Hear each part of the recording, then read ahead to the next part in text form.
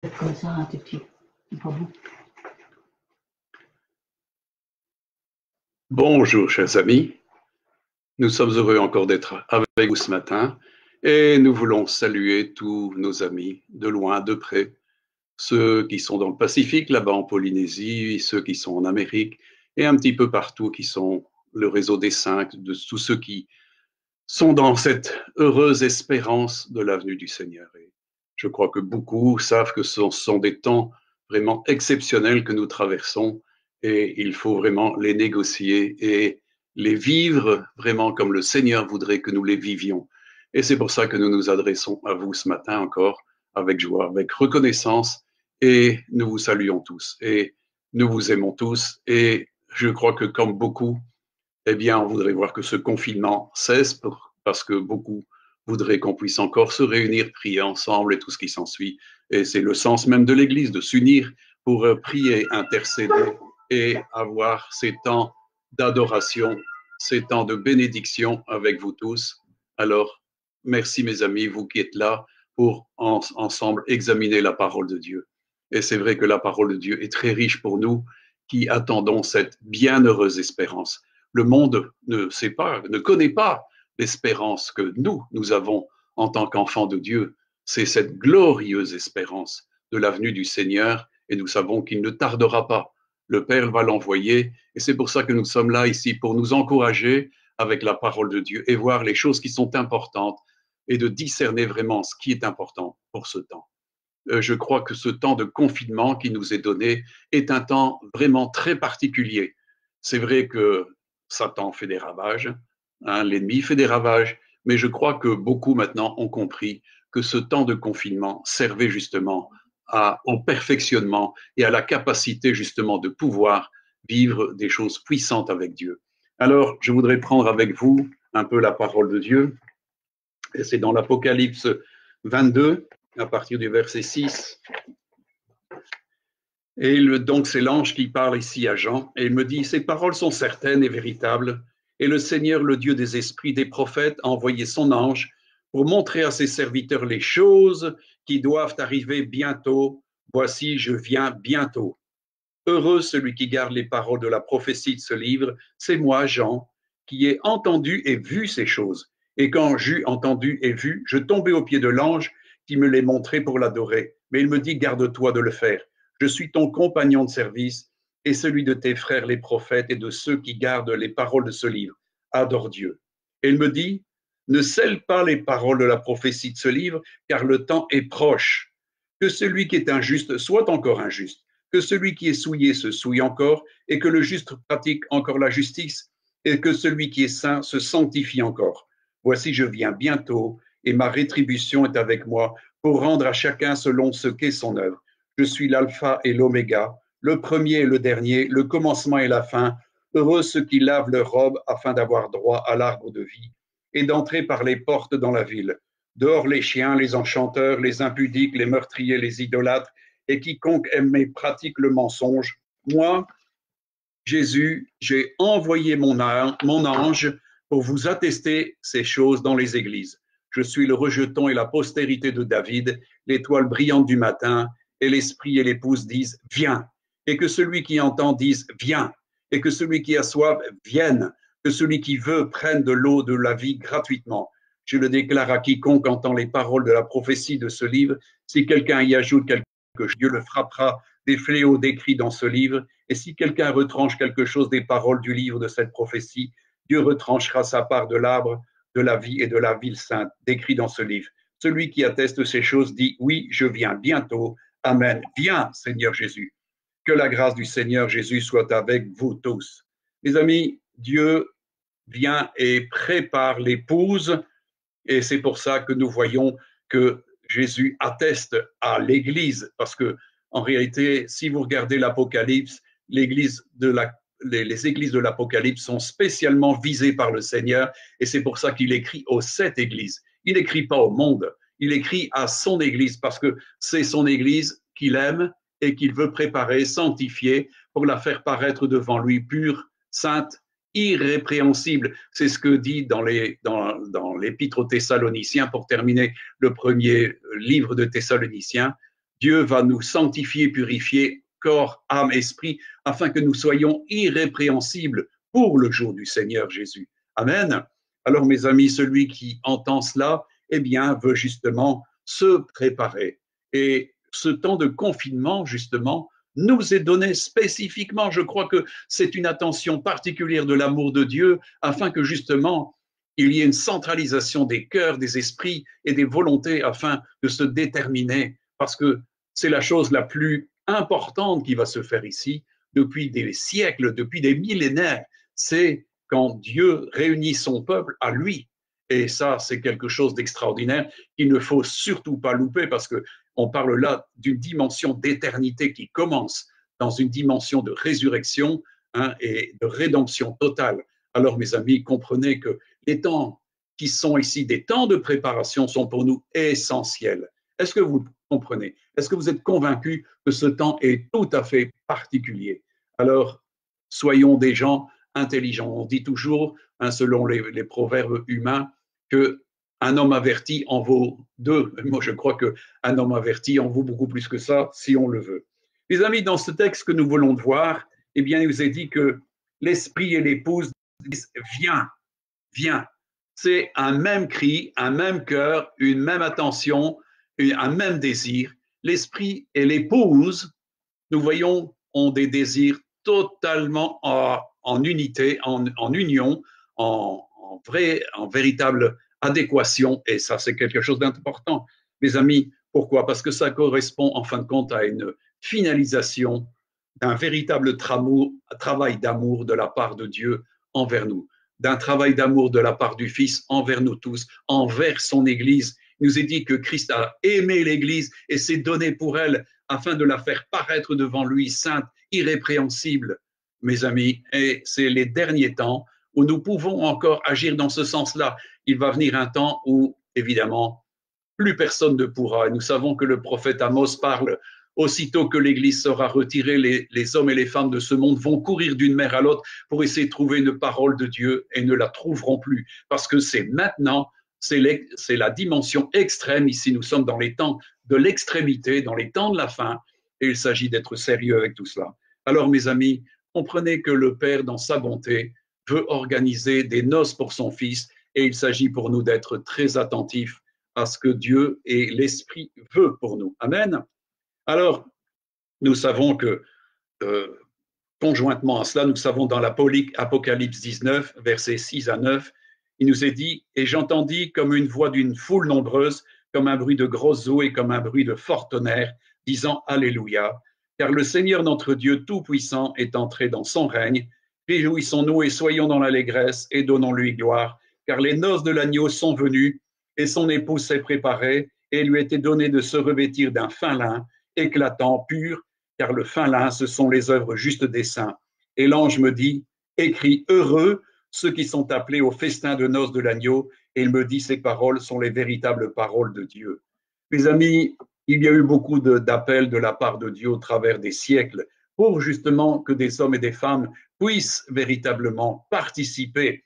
Il dit: heureux ceux qui sont invités aux noces de l'agneau. Est-ce que vous avez reçu en bonne et due forme cette invitation? C'est toujours très intéressant dans le monde quand nous sommes invités à un banquet, pas vrai? Et on vous envoie un petit carton très bien rédigé sur un beau papier dans une belle enveloppe où on vous invite, et c'est un grand honneur que de recevoir ce genre de carton et d'être invité par quelqu'un de notable, quelqu'un que vous appréciez et qui vous apprécie et qui veut véritablement que vous participiez à sa joie. Mes amis, Dieu envoie depuis longtemps des cartons d'invitation. C'est ce que les paraboles nous montrent, que Dieu a invité beaucoup de gens aux noces, mais beaucoup ont préféré faire autre chose. Certains sont allés pour des bœufs, certains sont allés pour des enterrements, certains sont allés pour des affaires, pour toutes sortes de choses, mais pas pour la chose la plus importante qui soit. C'est ce que Dieu a préparé, c'est les noces de l'agneau, c'est-à-dire les noces de son Fils avec son épouse, mes amis.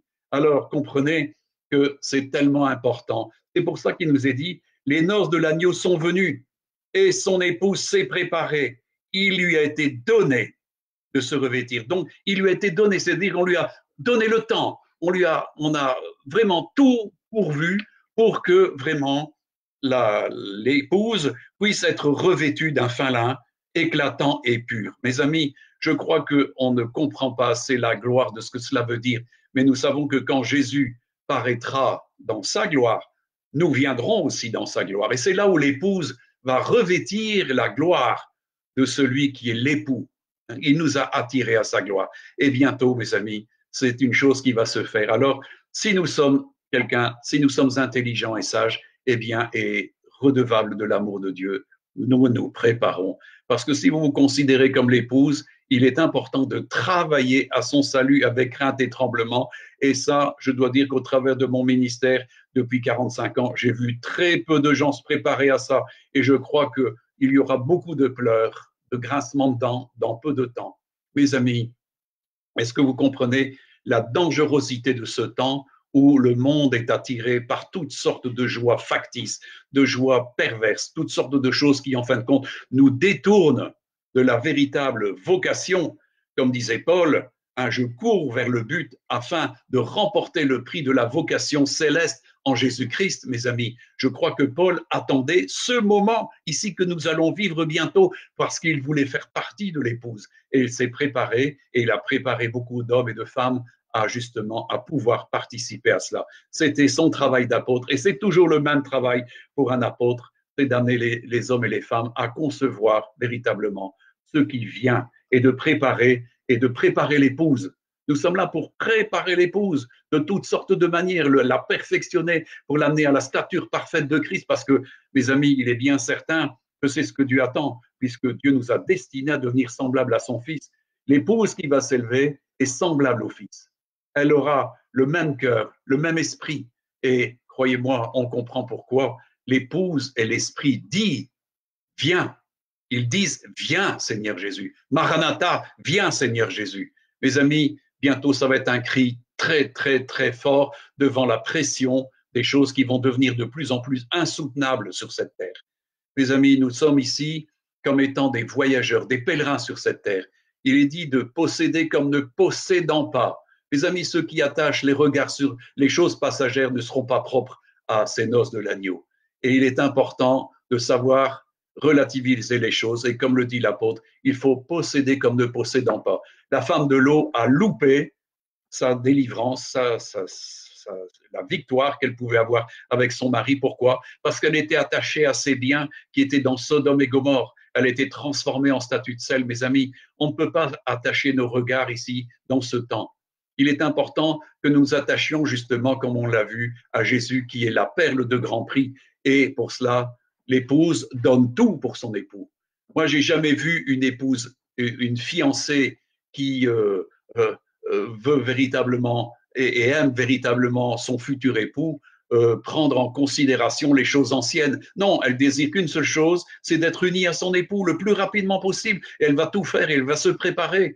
Mes amis, moi, j'ai vu mon épouse, qui était à ce moment-là ma fiancée, eh bien, préparer son trousseau, sa robe et tout ce qui s'ensuit. Tout était préparé. Elle préparait pourquoi? Parce qu'elle voyait une chose, c'était de pouvoir convoler en juste noces, comme on dit. Et c'est ce qui est important, mes amis. Nous allons convoler en juste noces. Et mes amis, c'est pas n'importe quelle noce, c'est des noces spirituelles, bien sûr, de notre réunion avec Jésus, le Fils de Dieu, qui s'est donné pour nous. C'est lui l'époux céleste auquel nous allons être associés, où nous allons être unis avec lui. Alors, mes amis, on comprend que l'esprit et l'épouse disent « viens ».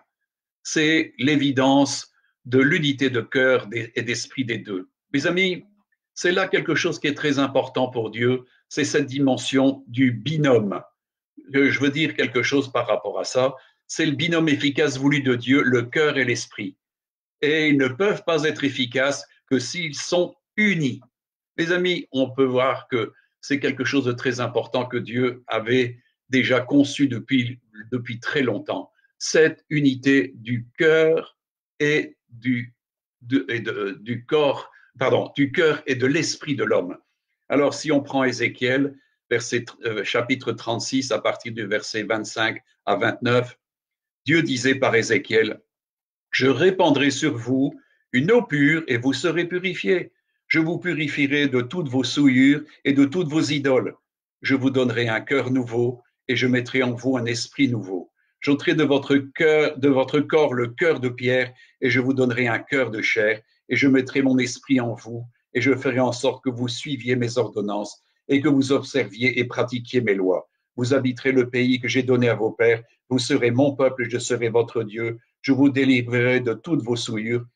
Et voilà, c'est important, mes amis. Dieu appelait cela déjà depuis le temps d'Ézéchiel. Son désir, c'était justement de rendre des hommes et des femmes qui étaient capables d'avoir un cœur nouveau, un esprit nouveau. C'est tellement essentiel. Et mes amis, ça, c'est une action qui ne se fait que quand nous rencontrons le Seigneur Jésus. Mes amis, c'est lui qui vient avec l'eau de la parole.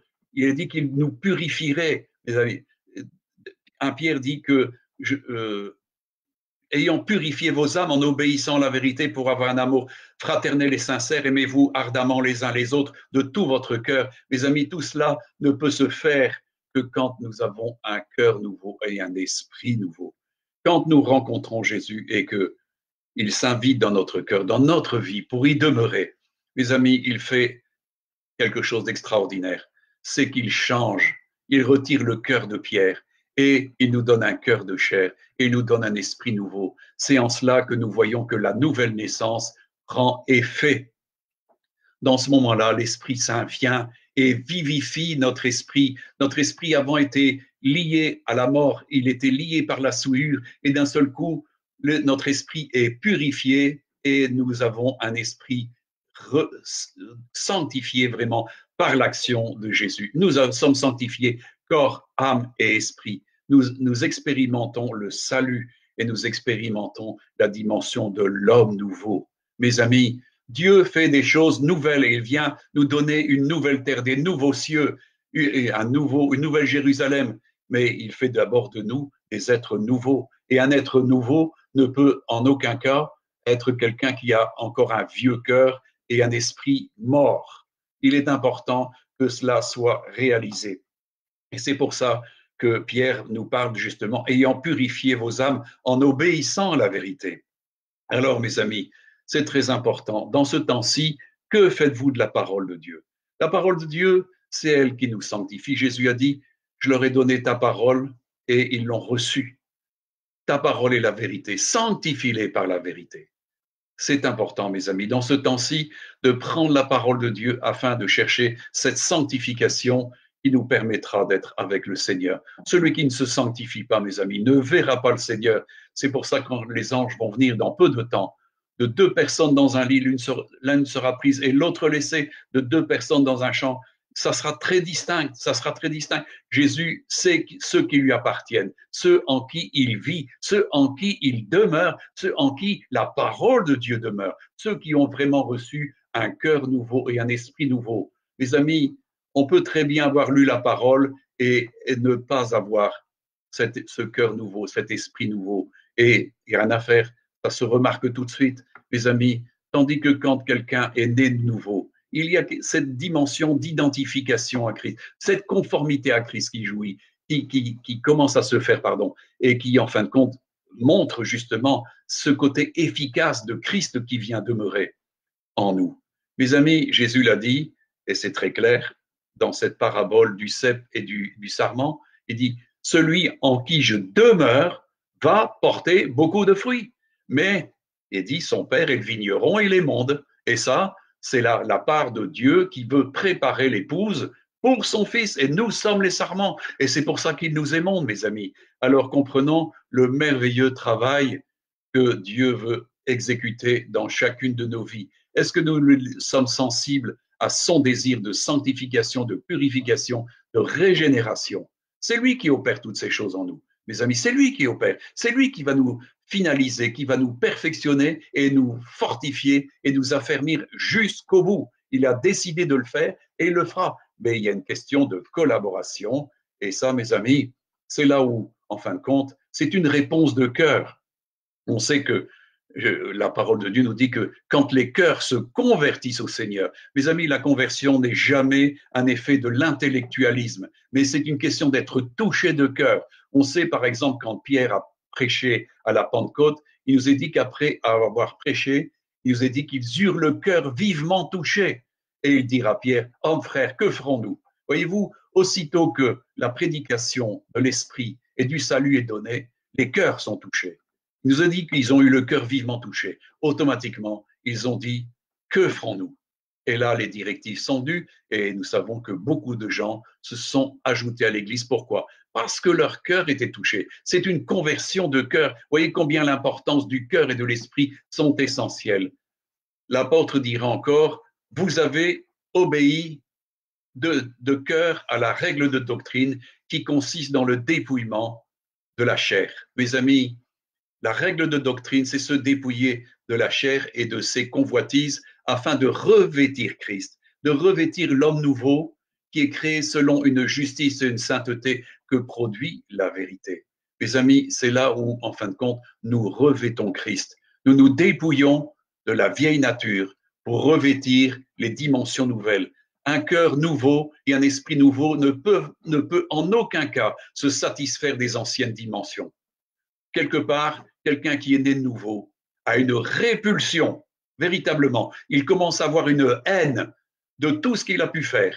Et il pense, et quand l'Esprit Saint le convainc des choses anciennes, il répudie à ces choses anciennes. Et il les confesse tout de suite. Il veut la sanctification, il la recherche, il veut la régénération. Pourquoi? Parce qu'il veut marcher dans l'homme nouveau. Il est dit d'être fortifié dans l'homme nouveau, de l'image de l'homme nouveau qui se renouvelle selon l'image de celui qui l'a créé. Mes amis, si nous avons le désir de marcher comme le Seigneur, il nous faut être comme le Seigneur. Et c'est pour ça qu'il est important de saisir la parole de Dieu, c'est important. Mes amis, dans ce texte de Pierre, il nous est dit un peu plus loin. Il dira, puisque vous avez été régénérés, non par une semence corruptible, mais par une semence incorruptible, par la parole vivante et permanente de Dieu, car toute chair est comme l'herbe, et toute sa gloire comme la fleur de l'herbe. L'herbe sèche et la fleur tombe, mais la parole du Seigneur demeure éternellement, et cette parole est celle qui vous a été annoncée par l'Évangile. Mes amis, c'est tellement important. C'est tellement important ces textes qui nous parlent justement d'être régénérés par une semence incorruptible qui est la parole de Dieu. C'est pour ça que Dieu a dit qu'il nous purifierait, qu'il retirait nos souillures. Nous avons été lavés par la parole de Dieu. Nous avons été engendrés par la parole de Dieu. Les amis, et c'est dans une finalité, et c'est la suite de ce que dit Pierre dans 1 Pierre 22, 25, il dit « Pour avoir un amour fraternel, sincère, aimez-vous ardemment les uns et les autres de tout votre cœur. » Mes amis, c'est très important ce que dit Pierre ici. Le but de la sanctification, eh bien, c'est pour arriver à un amour fraternel sincère. Est-ce que vous comprenez cela? C'est important, mes amis, de comprendre que les finalités de Dieu. Mes amis, à quoi nous servirait-il d'avoir un cœur et un esprit nouveau si ce n'est de pouvoir aimer Dieu, si ce n'est de pouvoir aimer nos frères et nos sœurs, d'être mutuellement en communion avec le Père et le Fils dans la lumière et d'avoir cette dimension de communion ensemble dans l'amour, dans la vérité, dans la sainteté, dans la justice. Les amis, c'est cela. L'aboutissement des commandements de Dieu, c'est cela. Et il est important que nous accomplissions cela et que nous ayons à cœur vraiment de voir ces choses s'exécuter au milieu de nous. Et c'est ce que disait d'ailleurs Jésus. Il le dit, hein, je crois que vous le connaissez tous, hein, c'est Jean 13, 34, 35. Je vous donne un commandement nouveau. Aimez-vous les uns les autres comme je vous aimais. Vous aussi, aimez-vous les uns les autres. À ceci, tous connaîtront que vous êtes mes disciples si vous avez de l'amour les uns pour les autres. Ça, c'est la représentativité de la véritable Église de Christ. C'est une Église où on s'aime, où on a de l'affection. Mes amis, la charité, c'est le lien de la perfection. Et il dit d'user de cette charité. Il est dit d'user cet amour. Il est dit d'user de cette affection. Alors, mes amis, je crois qu'un vieux cœur dur ne sait pas aimer, mais un cœur nouveau, un cœur de chair, peut aimer. Et c'est justement cette dimension de vulnérabilité que Jésus vient donner. Et là, nous sommes émus. Nous pouvons entrer dans des temps où la compassion est avec nous. Elle est dans notre cœur et nous pouvons aimer les autres. Mes amis, c'est très important dans ces temps aussi où nous avons vu des hommes et des femmes, c'est vrai, développer vraiment de l'altruisme au travers de ce confinement et de l'épreuve qui atteint les nations, des hommes et des femmes sont exemplaires dans l'amour qu'ils donnent, dans le soin qu'ils donnent aux autres. Mes amis, mais est-ce que ces choses-là vont durer? Est-ce que ces choses qui vont maintenant hors confinement, les gens vont-ils retourner à leur cœur dur, à leur dimension d'égoïsme et en fin de compte, d'être centralisés sur eux et sur leur profit et ne plus être capables? Moi, je crois que maintenant, beaucoup sont interpellés. J'entendais des gens, des personnalités qui ont été touchées par le virus et qui disaient: maintenant, je veux reconsidérer quelles sont mes priorités. Mes amis, je crois que Dieu nous recentre sur les priorités, c'est d'être rendu capable d'aimer. C'est d'être capable justement de l'avoir, de l'empathie, de la compassion, de la miséricorde, d'être des hommes et des femmes nouveaux qui justement agissent comme le Seigneur. La parole de Dieu nous dit très clairement que tel il est, tel nous sommes. Mes amis, quand vous voyez Jésus qui pleurait sur les foules parce qu'il avait de la compassion, nous voyons que dans beaucoup d'endroits, les églises ne sont même plus capables d'avoir de la compassion. Moi, je crois qu'ici, au travers de ce qui se passe, beaucoup de gens vont apprendre la compassion. Le Seigneur a permis que je passe par des épreuves très rudes où j'ai été confronté, j'ai été jusqu'aux portes de la mort. Eh bien, je peux vous dire que devant la souffrance que j'ai vécue, la douleur, les difficultés, les épreuves qui m'ont atteinte, eh bien, maintenant, je peux avoir un peu plus de compassion pour les gens qui souffrent. Et ça, c'est important. Moi, je crois que les épreuves, mes amis, si elles sont bien pensées, si elles sont bien capitalisées, j'oserais dire, eh bien, donc on peut à ce moment-là en trouver des éléments de force pour ne plus faire n'importe quoi, mais justement se rendre utile. Et je crois que la dimension de l'amour et de l'esprit nous permettent d'être vraiment très efficaces. Les deux liés ensemble, comme je vous disais tout à l'heure, c'est un binôme qui est très important. Dieu a lié la dimension de l'esprit et du cœur ensemble. Pourquoi? Parce que les deux sont indissociables. Si quelqu'un a un mauvais cœur, eh bien, il va être méchant. Il va avoir un esprit méchant.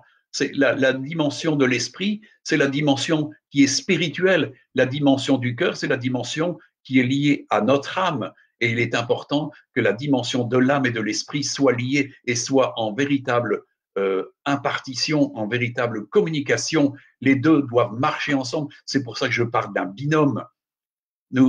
C'est important de comprendre que les deux doivent fonctionner dans l'unité. C'est pour ça que Dieu a parlé depuis très longtemps de cette dimension du cœur nouveau, de cet esprit nouveau. C'est une espérance que Dieu donne au monde qui a un prix extraordinaire. Et cette dimension du cœur nouveau, de cet esprit nouveau, ne viennent que par Christ. C'est lui qui crée l'homme nouveau. C'est lui qui donne la possibilité de mourir à la dimension du vieil homme, de la vieille femme, pour justement revêtir l'homme nouveau, la femme nouvelle, qui se renouvelle selon l'image de celui qui l'a créé. Mes amis, Dieu en Jésus nous a donné tout ce qui est important et tout ce qui est nécessaire à la vie, à la sainteté, à la piété, au moyen justement de la connaissance qui est en son Fils. Mes amis, que faisons-nous dans ce temps-ci de confinement de la connaissance qui est en son Fils? Mes amis, je ne parle pas ici d'une connaissance qui enfle. Il y a beaucoup de gens qui veulent s'occuper d'eschatologie et toutes sortes de choses qui recherchent. Mais mes amis, il faut comprendre ce que Jésus est venu faire et la façon dont il œuvre pour que nous devenions semblables à lui et que nous puissions revêtir la dimension de l'éternité. Il est bien certain que ceux qui n'ont pas ce cœur nouveau, cet esprit nouveau, ne verront jamais l'éternité avec Dieu, mes amis. C'est important de réaliser ces choses-là et d'en être puissamment convaincu.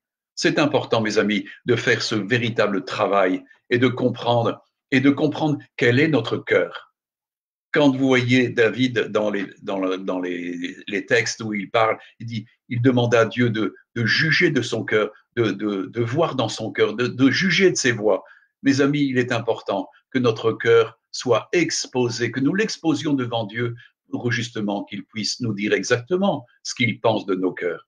Vous savez, quand Jésus parle aux 7 églises de l'Apocalypse, il révèle le cœur des églises, il révèle le cœur et l'esprit des hommes et des femmes qui composent ces églises. Mes amis, c'est une introspection faite par Dieu justement pour nous donner les valeurs du cœur et de l'esprit de ces églises. Alors, mes amis, comprenez que c'est tellement important. Voilà. Vous savez, c'est important de comprendre que celui qui se confie en Dieu, c'est quelque chose et il a de l'appui dans son cœur. Dans Jérémie, je vais prendre ce passage de Jérémie 17, versets 5 à 10, et il dit quelque chose qui est terrible. Maudit soit l'homme qui se confie dans l'homme, qui prend la chair pour son appui et qui détourne son cœur de l'Éternel. Voyez-vous, il prend appui sur sa chair et qui détourne son cœur de l'Éternel. Et la conséquence est immédiate. Il est comme un misérable dans le désert. Il ne voit pas arriver le bonheur. Il habite les lieux brûlés du désert, une terre salée et sans habitants. Mes amis, celui qui il n'y a rien à faire, il n'y a pas de communication avec les autres dans cette dimension. Il est important de comprendre l'importance justement de se confier dans l'Éternel et non pas dans la chair. Mes amis, c'est important. Alors il continue, béni soit l'homme qui se confie dans l'Éternel et dont l'Éternel est l'espérance. Il est comme un arbre planté près des eaux et qui étend ses racines dans le courant. Il n'aperçoit point la chaleur quand elle vient et son feuillage reste vert. Dans l'année de la sécheresse, il n'a pas de crainte. Il ne cesse de porter du fruit. Mes amis, c'est important de comprendre que notre cœur, nous ne pouvons pas le détacher de Dieu. Là où est ton cœur, là est ton trésor, dit la parole de Dieu. Mes amis, c'est toujours ça. Est-ce que Dieu constitue le trésor de nos cœurs? Dans ces temps-ci, l'épouse, et on peut le comprendre, moi je sais que quand je me suis marié, mon épouse, Roby, eh bien j'étais dans son cœur. J'étais devenu la personne la plus importante pour elle parce qu'on allait faire notre vie ensemble. Mes amis, nous allons passer notre vie avec le Seigneur, l'éternité avec le Seigneur. Alors est-il dans notre cœur? C'est important, mes amis. Nous allons vers les noces de l'agneau. Comprenez ça? C'est important. Alors, il est important de ne pas avoir un cœur qui se détourne de Dieu. Vous savez, il y a beaucoup de versets dans la Bible qui parlent du cœur, dans toutes sortes de qualificatifs, soit favorables ou défavorables. Mes amis, il est important de connaître qui est notre cœur. La parole de Dieu nous dit, excusez-moi, j'ai oublié de la citation, c'est dans les Proverbes. Le cœur est tortueux par-dessus tout et il est méchant. Qui peut le connaître?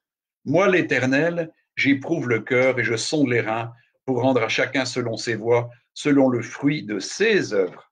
Mes amis, Dieu connaît et il éprouve les cœurs.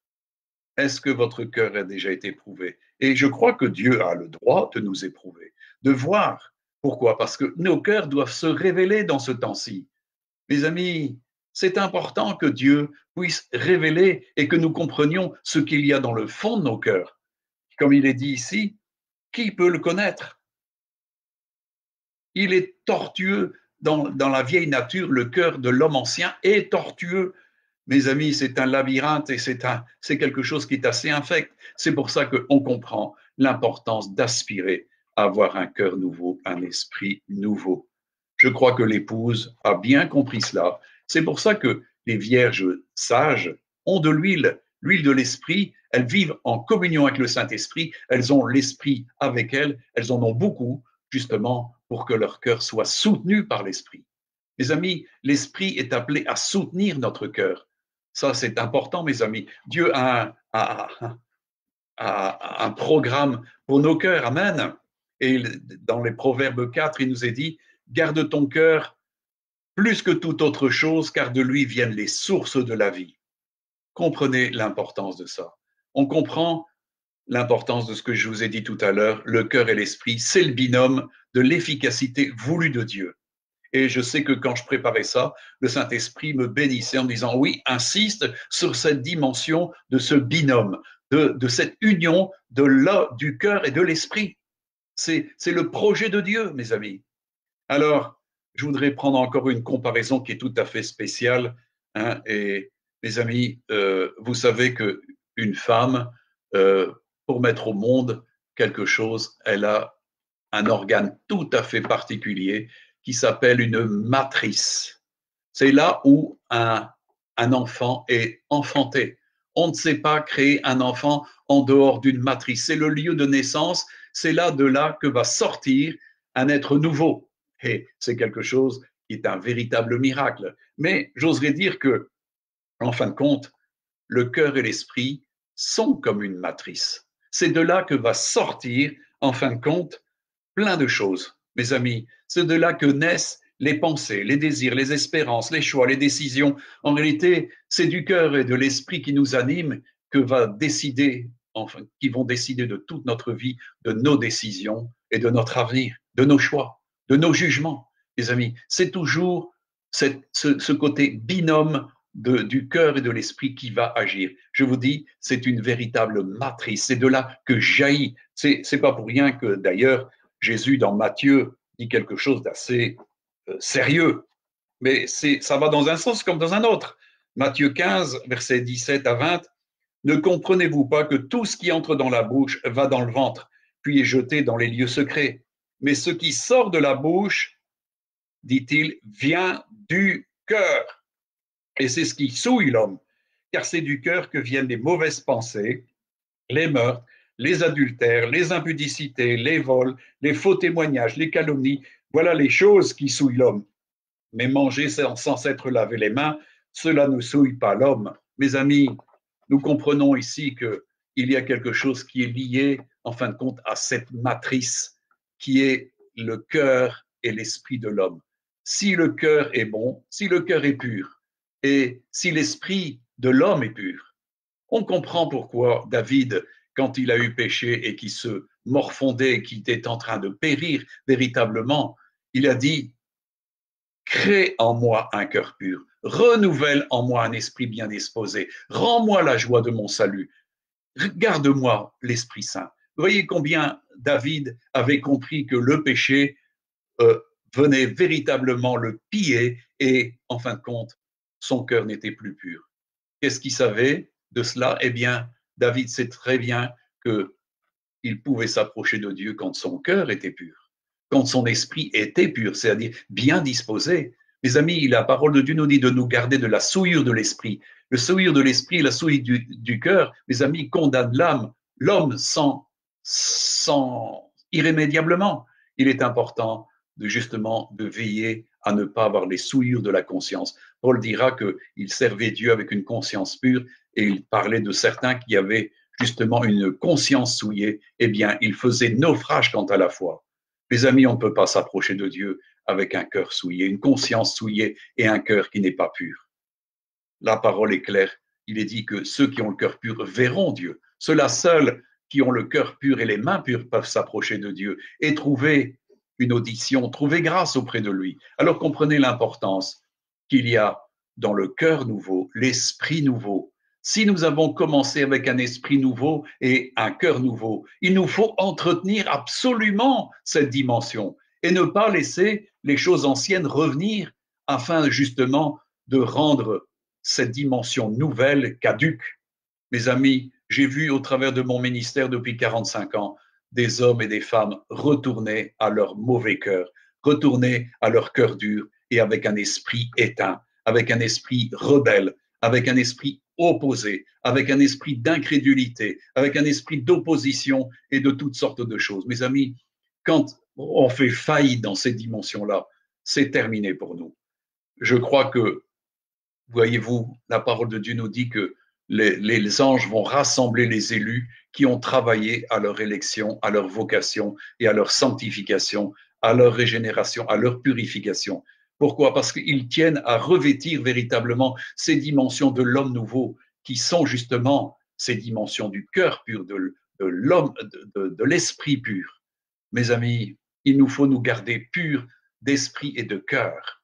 Jésus vient rechercher des hommes et des femmes qui ont cherché à purifier leur vie, à sanctifier leur vie. Alors comprenez l'importance de ce binôme que Dieu veut qui joue véritablement son rôle dans nos vies.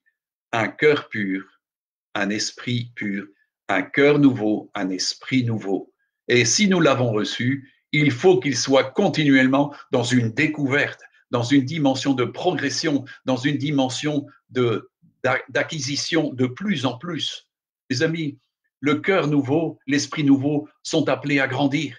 Ils ne sont pas restés pour rester dans une petite dimension, mais arriver à la pleine stature de Christ. Essayez d'imaginer le cœur et l'esprit du Seigneur. Et il nous faut, Dieu nous a destinés d'arriver à sa pleine stature. Alors, comprenez les conditions, les dimensions du cœur du Seigneur et les dimensions d'esprit du Seigneur. Et nous sommes appelés justement à avoir une pleine participation à lui, une pleine participation à son esprit. La parole de Dieu dit que celui qui s'attache à Christ ne fait qu'un seul esprit avec lui. Alors, on comprend que on ne peut pas vivre dans un esprit mort, dans un cœur qui est encore souillé. Il est important de justement d'entrer dans cette purification, dans cette sanctification, sans laquelle personne ne verra Dieu. Alors, mes amis, comprenez l'importance que Dieu a pour le cœur de l'homme. Vous savez, le cœur de l'homme, ça fait partie de l'âme de l'homme, et donc Jésus en prend un grand soin. J'ai entendu des énormités parfois de certains prédicateurs. J'ai vu un prédicateur qui a dit que, en fin de compte, Dieu ne s'intéressait pas à l'âme de l'homme. Je dis alors, il est venu sauver qui? Il est venu sauver quoi? Mais l'âme de l'homme, justement, le cœur de l'homme fait partie de l'âme. Alors, on comprend pourquoi Jésus affiche dans Matthieu 11, versets 28 à 30, « Venez à moi, vous tous qui êtes fatigués et chargés, et je vous donnerai du repos. Prenez mon joug sur vous et recevez mes instructions, car je suis doux et humble de cœur. Et vous trouverez du repos pour vos âmes, car mon joug est doux et mon fardeau léger. » Mes amis, on voit que Jésus s'intéresse à nos âmes, et ce qui constitue nos âmes, c'est notre cœur. Notre cœur a besoin de repos, notre cœur a besoin de paix, notre cœur a besoin de joie. Vous savez, c'est quelque chose que Dieu veut nous donner en abondance. Et donc, vous voyez qu'il prend soin du cœur, il prend soin de l'âme de l'homme, mais il prend soin aussi de l'esprit. Et c'est pour ça qu'il nous dit que cette joie est une joie de l'esprit, c'est une joie qui comble nos cœurs et nos esprits. Encore, et je vous en passe encore un autre passage qui est tellement aussi important, parce qu'on voit que le but de Dieu, c'est justement de guérir tout ce qui a été marqué par l'ennemi, qui a été entaché par l'ennemi, qui a été brisé par l'ennemi, qui a été blessé par l'ennemi.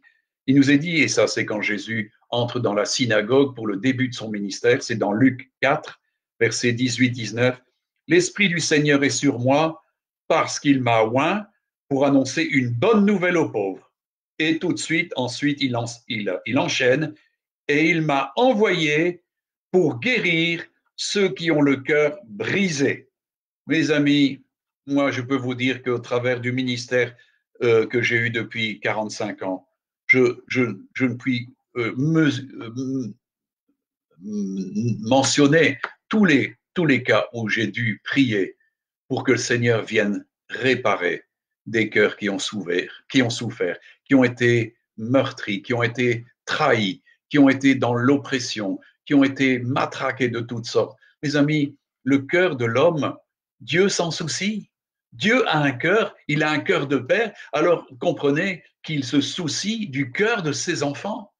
C'est pour ça qu'il vient pour guérir les cœurs de ceux qui sont brisés, mes amis, et on n'est pas en droit, nous qui avançons dans le Seigneur, nous ne sommes pas là pour meurtrir les cœurs, nous sommes là pour guérir les cœurs, nous ne sommes pas là pour abaisser des cœurs, pour amoindrir des cœurs, mais permettre à des cœurs de vivre. Mes amis, quand il y a de la vie dans un cœur, quand un cœur commence à vivre la vie du Seigneur, nous n'avons pas le droit d'y toucher. Nous voulons faire quelque chose qui va permettre à ce cœur de vivre justement la plénitude de la guérison. Est-ce que nous sommes un remède pour les autres qui ont des cœurs brisés? Je sais que dans le ministère, c'est quelque chose qu'on doit faire couramment. C'est guérir les cœurs qui ont été brisés par les trahisons, les lâchetés. Et je peux vous dire qu'il y a une liste tellement longue de choses qui peuvent meurtrir, qui peuvent blesser, qui peuvent amoindrir, qui peuvent rendre malade le cœur. Mes amis, le cœur de l'homme a besoin d'être en bonne santé. Jésus est venu pour donner de la santé à l'âme. Il est venu pour donner de l'équilibre, une vie abondante, pas une vie de misère et à restriction, mais une vie abondante. Alors comprenez l'importance de ce que je vous dis ici. Si l'épouse vit cette vie abondante, dans le cœur et dans l'esprit. Elle va être infiniment utile. Il nous est dit que l'épouse, il lui était donné le temps de se revêtir de fin lin. Ils sont les œuvres justes des saints. Et je crois que dans beaucoup de ces œuvres de justice, il y a justement cette dimension du ministère de Christ qui est justement de guérir les cœurs brisés. Nous sommes dans une époque où vraiment les dimensions d'atteinte du cœur sont grandes. Si on veut parler avec des gens, beaucoup de gens, mes amis, ont des cœurs brisés, ont des cœurs malheureux. Beaucoup de choses ont été faites dans le rejet, la malédiction, toutes sortes de choses ont été faites. Et en fin de compte, le cœur est meurtri. Mais Jésus est venu pour guérir les cœurs qui sont brisés. Alors comprenez, on ne peut pas vivre pleinement une vie de l'esprit épanoui si le cœur lui-même n'est pas épanoui, si le cœur lui-même n'est pas guéri. Mes amis, laissons le Seigneur nous toucher au niveau du cœur, nous toucher au niveau de l'esprit. Il est important, il veut donner des cœurs nouveaux, des esprits nouveaux. C'est le message que je vous donne ce matin. Il est important de travailler justement parce que l'épouse revêt ces dimensions du cœur nouveau, de l'esprit nouveau, parce que c'est ce qui la rend opérationnelle. C'est dans cette seule mesure où elle sera véritablement l'épouse du Christ, c'est-à-dire les sentiments qui étaient en Jésus seront dans son épouse. Jésus ne vient pas rechercher une épouse qui est une épouse adultère, qui a des pensées contraires, qui est avec des dimensions du cœur qui ne sont pas les siens. Il y a une conformité du cœur et des sentiments du cœur. Il est dit d'avoir en nous les sentiments qui étaient en Jésus, qui étaient dans son cœur. Et Jésus le dit bien, je suis doux et humble de cœur, mes amis. Dieu est quelqu'un qui se présente à nous d'une manière humble. Il n'est pas venu comme un roi, il est venu comme un serviteur. C'est exceptionnel ça. Et il est important que nous nous aimions comme le Seigneur nous a aimés, justement pour être serviteurs les uns des autres. Jésus vient chercher une église qui se compose de serviteurs. Jésus a dit que le plus grand dans le royaume sera notre serviteur. Alors, mes amis, à bon entendeur, salut. Il est important que nous comprenions la dimension d'aimer et de servir. Et on doit servir dans un esprit nouveau, avec un cœur nouveau. C'est important, mes amis. Alors, je vous lis la suite. Et pour proclamer aux captifs la délivrance, aux aveugles le recouvrement de la vue, et pour renvoyer libres les opprimés, pour publier une année de grâce du Seigneur. N'est-ce pas merveilleux? Jésus a commencé son ministère en proclamant ces choses-là dans la synagogue, et depuis lors, l'année de grâce est là. Elle est là, elle est là, elle continue. Et nous touchons bientôt à la fin de ce temps de grâce pour les nations. Mais nous avons encore l'opportunité, dans une fenêtre qui se rétrécit, d'user justement de cette grâce. Cette grâce nous permet justement d'avoir un esprit renouvelé, d'avoir un cœur renouvelé et de pouvoir marcher avec le Seigneur et d'accomplir encore les œuvres qu'il a préparées d'avance. Mes amis, c'est important toutes ces choses-là. Alors, moi je crois qu'il est important de voir l'univers de nos pensées. Et c'est très important. Paul nous parlera dans Philippiens 4, versets 6 et 8. C'est important et c'est un peu en conclusion de ce que nous avons vu ce matin. Paul dira, ne vous inquiétez de rien, mais en toute chose faites connaître vos besoins à Dieu par des prières et des supplications avec des actions de grâce et la paix de Dieu qui surpasse toute intelligence gardera vos cœurs et vos pensées en Jésus-Christ. Au reste, frères, que tout ce qui est vrai, tout ce qui est honorable, tout ce qui est juste, tout ce qui est pur, tout ce qui est aimable, tout ce qui mérite l'approbation, ce qui est vertueux et digne de louange, soit l'objet de vos pensées. Mes amis, là, nous avons un parfait équilibre du cœur et de la pensée et de l'esprit de l'homme. Mes amis, si c'est l'esprit de Dieu qui suscite nos pensées, eh bien, nous sommes heureux. Mes amis, il est important que nous soyons toujours dans cette révélation. Vous savez, quand Jésus a demandé à Pierre, et vous, qui dites-vous que je suis? Et Pierre a dit, ben oui, tu es le Fils de Dieu. Et Jésus lui a dit, tu es heureux, Pierre, parce que ce ne sont pas des pensées des hommes qui t'ont inspiré, mais c'est Dieu qui t'a inspiré ces pensées. Et nous sommes appelés justement à avoir une nourriture qui vient de la part de Dieu, qui vient dans nos cœurs et nos esprits, parce que la pensée de Dieu touche d'abord l'esprit de l'homme et vient ensuite dans le cœur de l'homme. Elle prend racine dans le cœur et elle se développe dans le cœur. Je vous dis, le cœur et l'esprit, c'est une véritable matrice. C'est un binôme qui fonctionne ensemble. Et donc, si nous recevons la pensée du Seigneur et non pas la pensée des esprits impurs, vous savez, il nous est dit qu'Ève s'est laissée séduire. Pourquoi? Parce qu'elle s'est laissée corrompre dans ses pensées. Mes amis, nous, les pensées du cœur, d'où elles viennent? Est-ce que c'est de Dieu? Paul dira dans 1 Corinthiens, qui a connu la pensée du Seigneur pour l'instruire? Et il dit, or nous possédons la pensée du Seigneur. Mes amis, celui qui possède la pensée du Seigneur va pouvoir connaître le cœur du Seigneur et il va pouvoir lier son cœur au cœur du Seigneur et faire les choses que Dieu lui demande de faire. C'est important, mes amis, cet assemblage, cette unité du cœur et de l'esprit. Pourquoi? Parce que c'est une véritable matrice pour la production de toutes sortes de bonnes choses, mes amis. Si c'est Dieu qui, qui pénètre nos pensées par sa pensée, alors nous sommes vraiment heureux. Et si c'est l'Esprit de Dieu qui inspire ça, nous sommes vraiment en partenariat étroit dans l'esprit et dans la pensée du cœur de Dieu. Et c'est ce que je voudrais véritablement. Mes amis, comprenez que, et je voudrais terminer encore par cette dimension, vous savez, tous, on parle dans Galates des œuvres de la chair, et les œuvres de la chair président, si vous voulez, elles sont l'action des démons dans la vie des gens, d'un cœur qui est irrégénéré, d'un esprit qui est mort. Et par contre, il nous parle dans Galates, justement, dans le chapitre 5, verset 22, du fruit de l'esprit. Et j'ai pour coutume de dire que les fruits de l'esprit, eh bien, c'est pas fait pour nous seulement. Un fruit, les fruits de l'esprit sont faits pour être consommés, c'est fait pour être dégustés les uns avec les autres. Et c'est pour ça que le fruit de l'esprit, c'est l'amour, la joie, la paix, la patience, la bonté, la bénignité, la fidélité et toutes ces choses-là qui, en fin de compte, sont générées par l'Esprit de Dieu, par le cœur de Dieu dans nos vies. Mes amis, c'est Dieu qui produit en nous le vouloir et le fait. Est-ce que nous sommes actifs? Est-ce que nous sommes réceptifs à l'action de l'Esprit qui veut justement produire l'amour, produire la patience, qui produit la bonté, la bénignité, la fidélité et toutes ces choses-là qui, en fin de compte, sont tellement agréables. Mes amis, on peut vivre très longtemps avec des gens qui sont avec ces conditions-là de vie, avec ces conditions de cœur et d'esprit.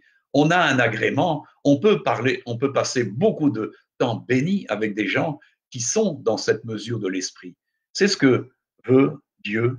Et ça, c'est lié à la dimension du cœur nouveau, de l'esprit nouveau. Un cœur nouveau et un esprit nouveau sont nourris par Dieu et par l'Esprit de Dieu pour justement produire en nous les fruits, le fruit de l'Esprit sous ses différentes formes. Mes amis, le véritable amour vient de Dieu et vient par l'Esprit de Dieu. La bonté, la douceur, tout ça, toutes ces choses-là, la tempérance, la maîtrise, la patience, toutes ces choses-là viennent de l'Esprit de Dieu. Et c'est ce que nous sommes appelés à manifester. Et nous avons encore un peu de temps justement pour nous spécialiser, pour devenir des grands spécialistes de l'Esprit avant que l'Esprit de Dieu nous vienne nous reprendre et nous entraîne dans la résurrection, dans la rédemption de nos corps. Nous avons encore un merveilleux travail à faire et à démontrer au monde. Jésus vient et le Père travaille expressément pour donner à son Église sa dimension finalisée. Et ça, c'est important. Est-ce que nous sommes dans cette finalisation? Est-ce que nous travaillons à cela, à notre salut, à notre sanctification, pour être agréable à notre Seigneur en toutes choses?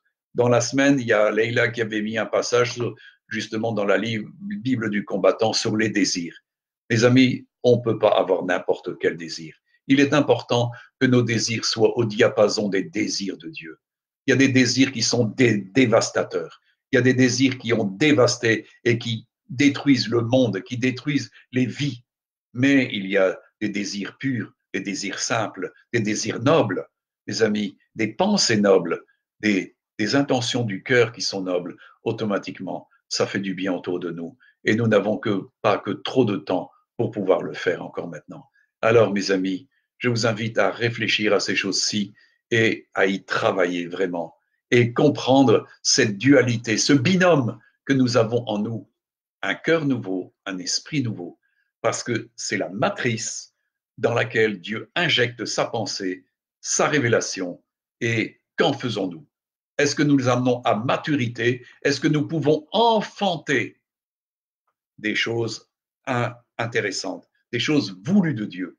Mes amis, il est important quand une femme met au monde un enfant, elle enfante un enfant en bonne santé, en équilibre, avec tous ses membres. Et bien de même, la matrice qui constitue notre cœur et notre esprit doit produire un enfantement de bonnes choses. Jésus l'a dit, c'est la source. C'est la source. Ah, et voilà, c'est terminé.